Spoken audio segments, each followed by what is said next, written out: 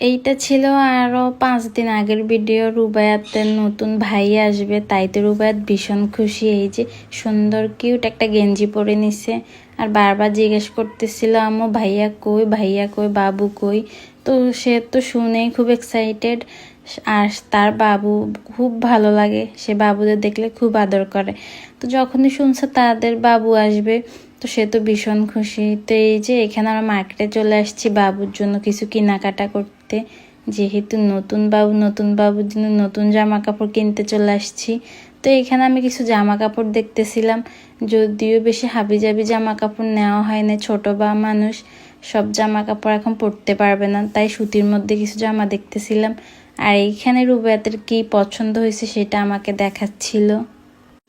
তো ফাইনালি এই জামাগুলো আমার পছন্দ হয়ে গেছে, গেঞ্জি সেট এগুলো নিয়ে নিলাম, সাথে তার প্রয়োজনীয় কিছু জিনিসও নিয়ে নিচ্ছি। এখানে টিস্যু আর মধু, আর মোস্ট ইম্পর্টেন্ট হয়েছে ডেটল।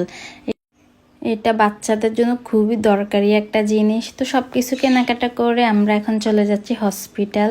তো এই যে ফাইনালি আমরা হসপিটাল চলে আসছি।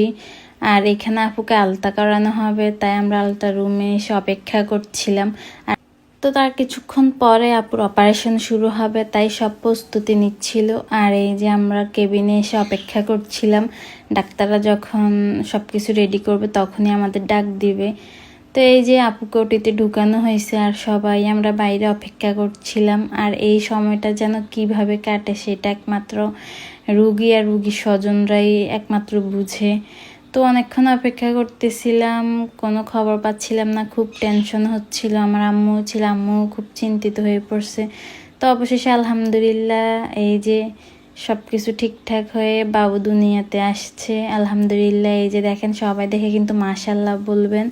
আমাদের ছোট্ট একটা বাবু চলে আসছে, ছেলে বাবু। তো এরপরে তাকে ডাক্তার একটু চেক করে নিচ্ছিল সে ঠিক আছে কিনা, সব কিছু ঠিক আছে কিনা। তো এই যে ডাক্তার ওকে চেক করে নিচ্ছিল। আর এই যে ছোট্ট বেবিটা মাশাআল্লাহ একদম তার ভাইয়ের মতো হয়েছে, যেহেতু ওরা এখন 3 ভাই হয়েছে, আগে 2 ভাই ছিল, এই সহ 3 ভাই হয়েছিল। তো এরপর বাবুর মুখে সামান্য একটু মধু দিয়ে দেওয়া হচ্ছে।